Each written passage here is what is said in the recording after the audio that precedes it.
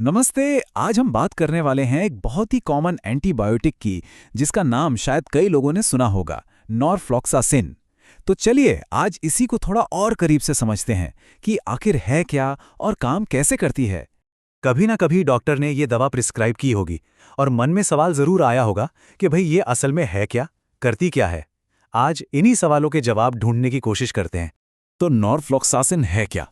देखिए, ये एक पावरफुल एंटीबायोटिक है जो दवाओं की एक खास फैमिली, जिसे फ्लोरोक्विनिलोन कहते हैं, उसका हिस्सा है। और इसका काम बिल्कुल सीधा और सिंपल है। शरीर में जो नुकसान पहुंचाने वाले बैक्टीरिया हैं, उनका सफाया करना और इन्फेक्शन को जड़ से खत्म करना। अच्छा, तो अब सवाल ये उठता है कि डॉक्टर इसे किन किन तकलीफों के लिए देते हैं, मतलब इसके सबसे कॉमन यूज क्या हैं। आइए इसी पर एक नज़र डालते हैं। देखिए, इसका सबसे आम इस्तेमाल होता है यूरिनरी ट्रैक्ट इन्फेक्शन, जिसे हम शॉर्ट में यूटीआई भी कहते हैं, उसके इलाज में। इसके अलावा पेट से जुड़े इन्फेक्शंस जैसे कि डायरिया हो गया या फिर टाइफॉइड, उसमें भी ये काफ़ी काम आती है। और हाँ, पुरुषों में प्रोस्टेट से जुड़े इन्फेक्शंस में भी इसे काफ़ी असरदार माना जाता है।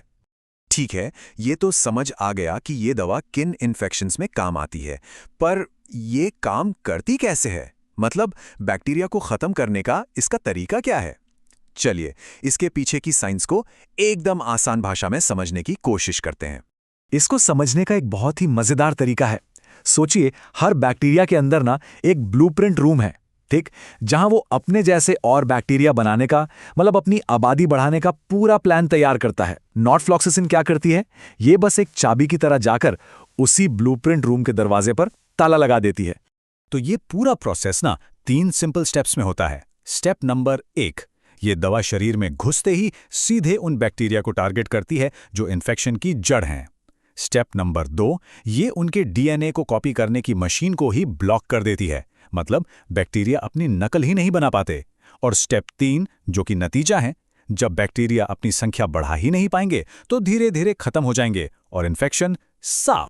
अच्छा, दवा काम कैसे करती है ये तो हमने समझ लिया, लेकिन किसी भी दवा का पूरा फायदा तभी मिलता है जब उससे सही तरीके से लिया जाए। तो चलिए अब इसी पर बात करते हैं। देखिए, इसके लिए 4 नियम याद रखने बहुत जरूरी हैं। पहला और सबसे जरूरी, हमेशा डॉक्टर की बताई डोज और टाइमिंग को ही फॉलो करें।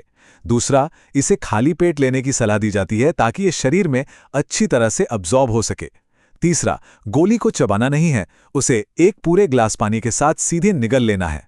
और चौथा, जो कि सबसे ज्यादा जरूरी है, अगर अच्छा महसूस होने भी लगे तब भी दवा का कोर्स बीच में बिल्कुल ना छोड़ें। अब जैसे हर दवा के साथ होता है, इसके भी कुछ साइड इफेक्ट्स हो सकते हैं और कुछ सावधानियां हैं जिन्हें बरतना बहुत जरूरी है। तो आइए अब उन पर भी बात कर लेते हैं।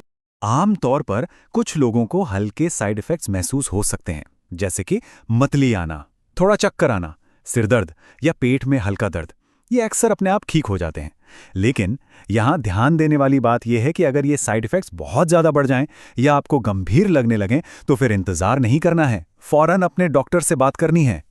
इसके अलावा कुछ बहुत ही ज़रूरी बातें हैं जिनका ध्यान रखना चाहिए, जैसे कि प्रेग्नेंट या ब्रेस्ट फीडिंग महिलाओं को डॉक्टर से पूछे बिना इसे बिल्कुल नहीं लेना चाहिए।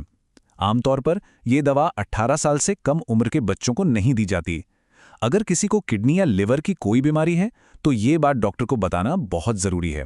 और एक और ख़ास बात, इसे दूध या कैल्शियम वाली चीज़ों के साथ लेने से बचना चाहिए, क्योंकि ये दवा का असर कम कर सकते हैं। और यहाँ पर एक बहुत ही ज़रूरी बात आती है। नॉरफ्लॉक्सासिन एक एंटीबैक्टीरियल दवा है, मतलब ये सिर्फ बैक्टीरिया से लड़ती है, वायरस से नहीं। तो अगर सर्दी जुकाम या फ्लू है तो ये दवा उस पर कोई काम नहीं करेगी, क्योंकि वो वायरल इन्फेक्शन होते हैं। ये फ़र्क समझना बहुत ज़रूरी है। अब आते हैं इस पूरी बातचीत के सबसे ज़रूरी हिस्से पर, जिसे हम गोल्डन रूल भी कह सकते हैं। अगर इस पूरी जानकारी में से सिर्फ एक बात याद रखनी हो तो वो यही होनी चाहिए। वो नियम ये है, ये एक एंटीबायोटिक है, इसे अपनी मर्जी से कभी भी शुरू या बंद नहीं करना है। डॉक्टर की सलाह ही आखिरी फैसला होना चाहिए। पर ऐसा क्यों है ये इतना ज़रूरी? क्योंकि अगर थोड़ा बेहतर महसूस होने पर दवा बीच में ही बंद कर दी तो कुछ ज़िद्दी बैक्टीरिया शरीर में बच सकते हैं, और ये बचे हुए बैक्टीरिया पहले से भी ज़्यादा ताकतवर होकर वापस हमला कर सकते हैं, जिससे अगली बार इन्फेक्शन का इलाज करना और भी मुश्किल हो जाता है। और आखिर में एक सवाल हम सबके सोचने के लिए है क्या हम सब एंटीबायोटिक्स का इस्तेमाल पूरी जिम्मेदारी के साथ कर रहे हैं? ये एक ऐसा सवाल है जिस पर हमें गंभीरता से सोचना होगा, क्योंकि इसका जवाब सिर्फ हमारी सेहत को नहीं बल्कि आने वाले कल को भी प्रभावित करता है।